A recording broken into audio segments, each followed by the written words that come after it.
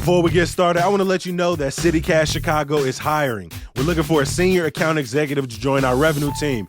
We already know you love the podcast and the newsletter, so if you got some sales experience and you know Chicago, you want to help local businesses get their message out to the best audience in the city, you should apply. As you can probably tell, we have a lot of fun over here. You can get all the details, including compensation, at citycast.fm/jobs.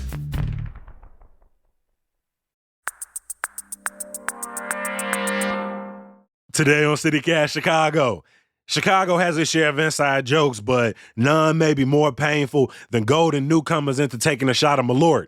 Whether you actually like the bitter liquor or you just want to see your friends make a weird face, it's become a sort of a rite of passage. And today, I'm trying it for the first time. It's Thursday, July 6th. I'm Jacoby Cochran, and this is what Chicago's talking about.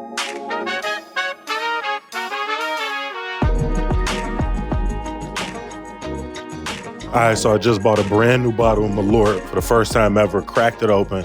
I poured shots for my friends who are currently in my house. Hey, have you ever taken Malört before in your life? Absolutely not.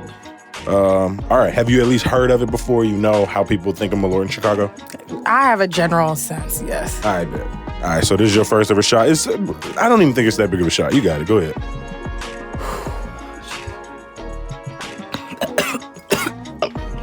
Oh my God. Oh my God. Get some water. That was terrible. Please. We're done. That was so bad.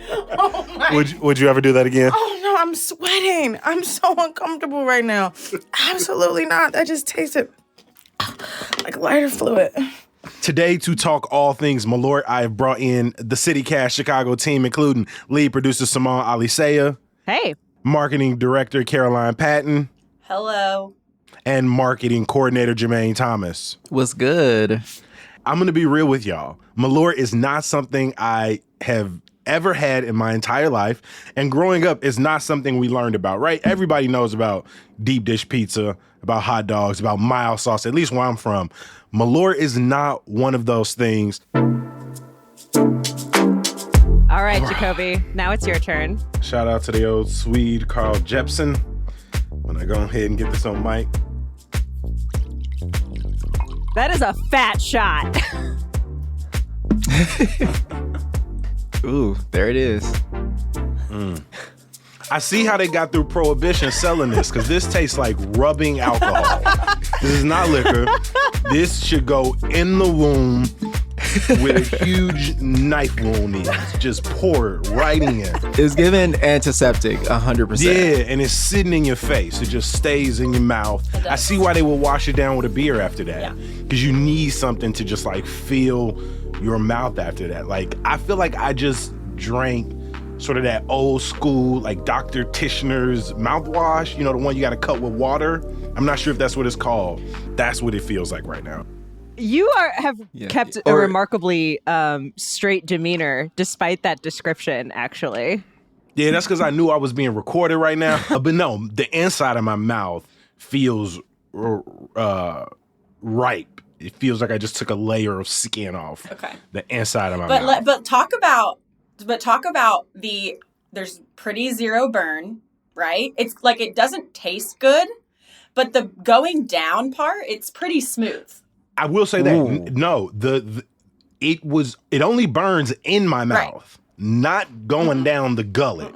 Like swallowing it was fine, but the actual mouthwash swish, it was not fun. Like the aftertaste is still here on my tongue. Okay, can you describe what does Malört taste like?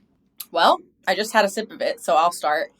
If you've ever had a bite of like a piece of romaine lettuce that's like it's like bitter for whatever reason. I maybe not everyone has had that sensation, but like specifically a piece of romaine lettuce that's bitter.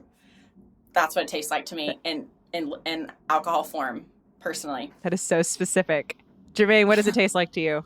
I'm definitely going to stick with the licorice of it all. I also thought about like the purple Listerine flavor that used to come out, like the purple and brown Johns. Like is given that too. It's just like, it's very strong. The flavor is going to sit is gonna sit, is gonna hang out for a long, long time. Right, sure. It burns a little bit on your tongue. Yeah, that's fair. Well, yeah, I challenge you to do it one more time, Jacoby, and chase it with a cold beer. Personally, not the best alcohol I've ever had, but for a cheap, well shot at the bar with a cold beer after, I'm telling you, it really, really is not that bad. And it's often on the beer shot combos list for like $7 you get a beer shot, which like, pretty good deal. I feel like at this point now, I got to tell you guys about my first time ever having Malört, because here's how this went for me. I definitely had heard about it when I was in college, but had avoided, being peer pressured into taking a shot. And then when I moved back, shortly after I moved back to Chicago in 2021, hear lots of water bottles going as we wash the taste out here. Shortly after I moved back to Chicago in 2021, I was out with a friend, and of course he was like, "You've never had Malört? Well, now we have to have Malört." And I was in Andersonville, no less, and I took the shot and immediately puked. Like, immediately had to go to the bathroom. It was like, so you want to talk about how it doesn't burn, quote unquote, it burned both ways. Like, it was not, yeah. It was not pretty. It's not a liquor you want to throw up. It's definitely not a liquor you want to throw up. And apologies to any listeners who are squeamish about that kind of thing. Jermaine, what was your first time like? Well, coincidentally, my first time was actually with Caroline. Crazy. It was after we had a work together day. Hashtag we love CityCast. It rocks here. And at the end of our work day, everything got done, and Caroline was like, "Oh, like y'all never had Malört?" Because me and Mariah, our other coworker, we had both never had it. So Caroline being Caroline, she was like, "Let's have it. Like, let's take a shot. It's the end of the day. Like, let's go." So I was like, "Sure, like I'm down, whatever." And I took it, and it was like going in the mouth. I was opposite. Like, taking it down was easy. It was the long tail, like the way that it like fills your entire esophagus with like the hottest licorice flavor I've ever had in my life. That was the kicker for me. And like after that, I tried water, had another drink, I left, went home, went to sleep, and the flavor was still in my throat. Like, it just wasn't giving. You were like, "No, I don't need a chaser." I was like, "Are you sure?" Mariah was like, "I'll take a Sprite." You Tried were like, to tell me. "No, I don't need one." I go, "All right, okay." Then Caroline, you're the resident Malört liker in this group. Yeah. If I am on the very other end of that spectrum, what was your first time like? What was the first time you had it, and what happened? I remember the first time I took it. This was like years ago.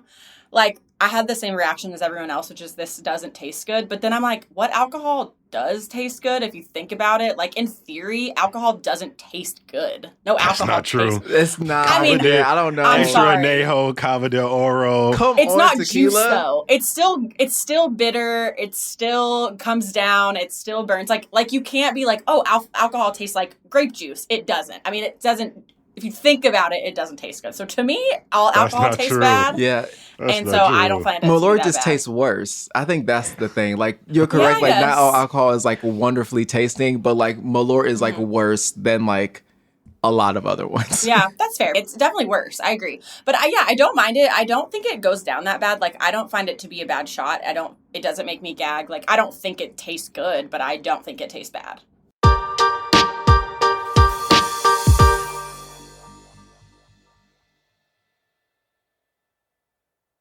Well, let's learn a little bit about Malört, where it comes from, what's going on. And what I have done is I've designed a little bit of a trivia game to help us learn. So here's how it's going to work. I am going to ask a question, and you have to wait until I finish the question. Or Jeopardy rules here.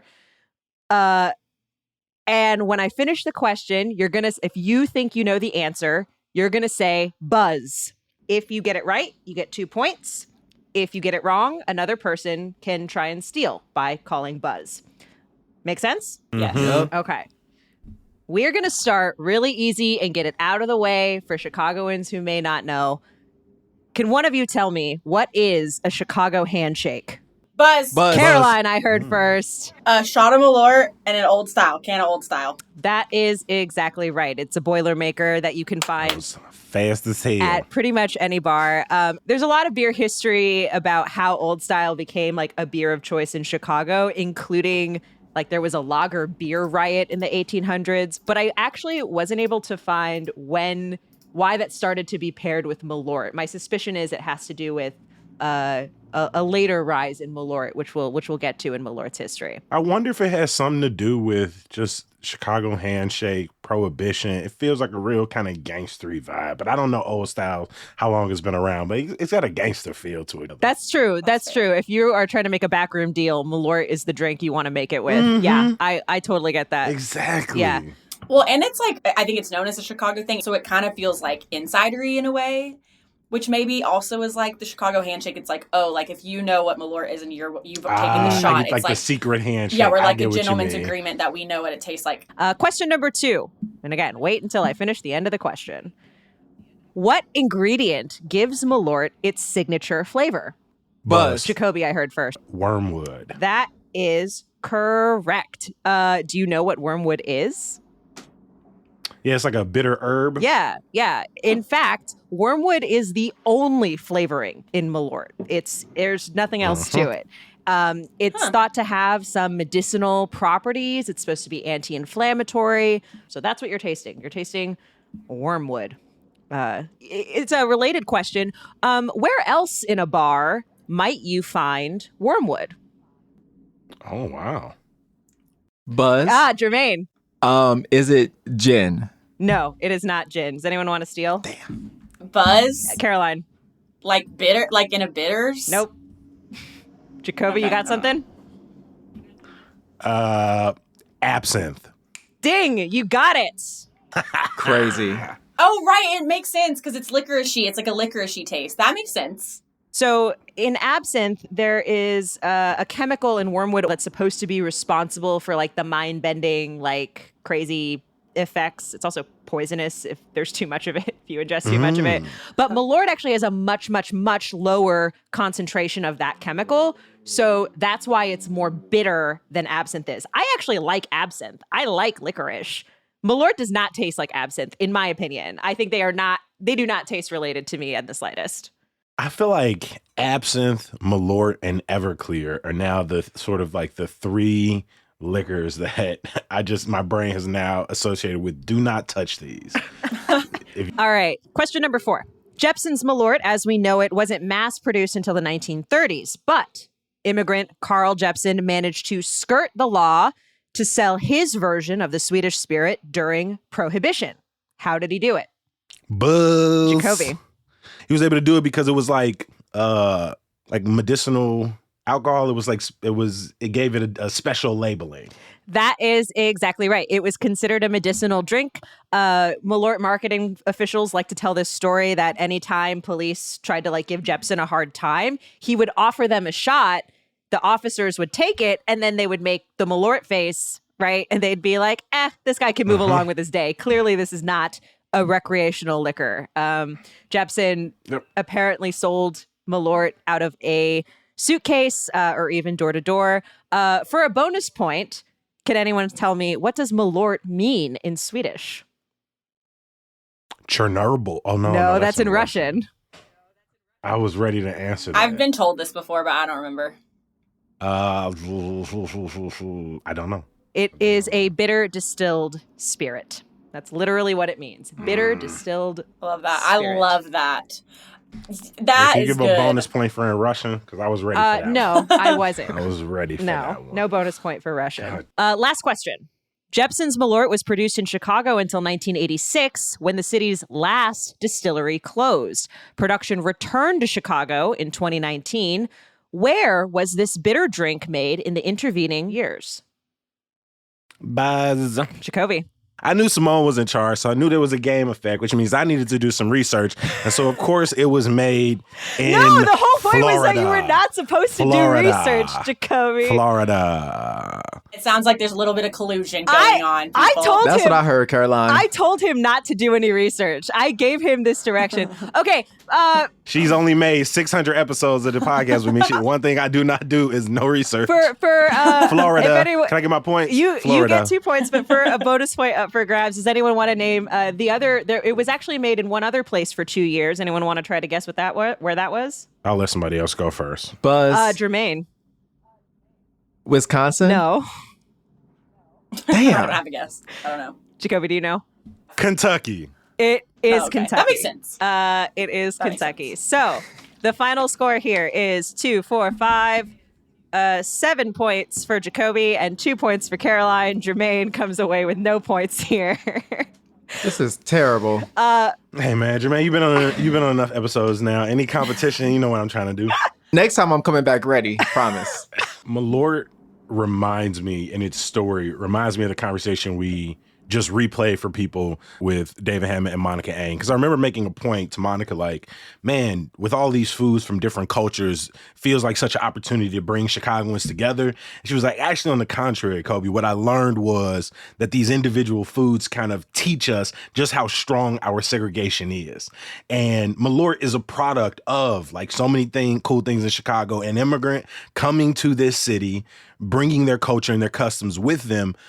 But as somebody who grew up on the South Side my entire life, I did not know the story of Malört. I did not know the resonance it held for some Chicagoans. I didn't know there was a handshake involved. And so what's cool is, on one hand, we're able to have these really strong traditions that have such huge stories, huge love, huge character behind them. And yet because of the story of our city at large, they can be just captured in a bubble of a neighborhood or a community area. I will say, Jacoby, though, it's not just an issue of segregation. It's what's really interesting is when you read up about the history of Malört is for so much of its history, yes, it was still kind of like a joke shot you gave your friends to get them to make a silly face, but it was like you couldn't find it at every single bar in Chicago. Like that wasn't really the thing. And that didn't really start until the sort of late 2000s, early 2010s. It started to become like a meme online, and it became particularly among transplants. So it makes sense that me, Jermaine, and Caroline would have these experiences where we come to Chicago and like people are trying to make us take it, because that's actually how it started. So it's actually not that weird that you, as the native Chicagoan, maybe weren't as familiar with it. All of this begs the question, Jermaine and Caroline, why do you guys think Malört has had such staying power in Chicago, and why is it the thing that Chicagoans want to show off? Well, I'm making it stay, maybe more than anybody, because I have a good amount of people visit me. So I'm like really one of the only people out of my friends I grew up with that left. So like a lot of people will come up and visit me, and they're trying Malört before they leave. What really, because in my head, like when I travel, I want to do the thing that's local that maybe like you should do that maybe isn't the most touristy thing. And to me, that is a little bit kind of like Malört. Yeah, I don't know. I think Malört is like a memory maker, because the first and last time I had it, I'll never forget that. It's very like visceral in my mind. And I can always like say that I had it, and I remember the laughs. I remember like what it tasted like. I remember who I was with, where I was at, Green Street, smoked meats, all that good stuff. Can you tell that Jermaine works in marketing? Like you should like work for Hallmark. It's like so beautiful. Well, I think that's the other funny thing about this. It's so funny that we have both of you here, because so much of like Malört's popularity actually comes down to like a marketing, like it's a product of marketing. That makes sense. Right? Like that's what this whole thing is. Which I don't know if that takes away from like the locality and like the genuine like authenticity of it. I will say though, I do think it represents Chicagoans' commitment to the bit. I respect that. If you follow every great local thing back far enough, doesn't it probably come down to some cool story or some marketing attempt at some point in its history? And we'll say that about Chicago too. I mean, we always say Chicago is the birthplace of such cool stuff. Also, we're really good at talking about all the cool stuff that happened here. Hey, I just want to give another huge thank you to the CityCast team. Shout out to lead producer Simone Alicea. Shout out to Caroline Patton. Shout out to Jermaine Thomas. Appreciate y'all joining us for yet another episode of The Team Does Cool Shit. Now I'm going to take this over to Bernard and the homie Tune. All right, handing both of them a shot of the Malört, and let's see their reactions. Bottoms up, fellas. Damn. That's pretty good. So Bernard actually liked it. Tell me how you feeling. Smooth to me. All right, so these some drinkers. They both liked it. No reactions.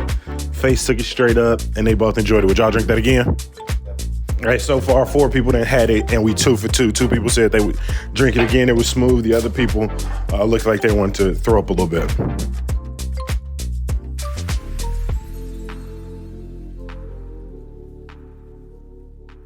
Before I let you go, a little bit of news, y'all. And one of his biggest moves since taking office, Mayor Brandon Johnson is replacing all but one member of the Chicago Board of Education. The 6 new appointees largely come from progressive advocacy and nonprofit backgrounds, and they'll take office later this month. It'll be Chicago's last fully appointed school board until a partly elected one takes over in 2025. This year's Ruido Fest, a Latin alternative music fest in Little Village, has been canceled. Event organizers didn't really specify why, but they did say ticket purchasers will get refunds, and next week's Ruido Presents concert at Bottom Lounge will go on as scheduled. Dvorak Public Pool in Pilsen is set to open tomorrow after repairs delayed the opening for a couple weeks. For a full list of Chicago's public indoor and outdoor pools, you can check our show notes. And some good news. Westfest starts tomorrow and runs through Sunday on Chicago Avenue between Wood and Damon. There'll be 2 stages with plenty of artists, and Saturday and Sunday you can enjoy Kids Fest and Pet Fest. Check the show notes for more details. Remember, we always love hearing from you. Maybe you got a wild-ass Malört story you want to share, or just tell us something you want to hear on the show. Text us or leave us a voicemail at 773-780-0246. I'm back bright and early tomorrow morning to look back on some key stories from the week. I'll talk to you then. Peace.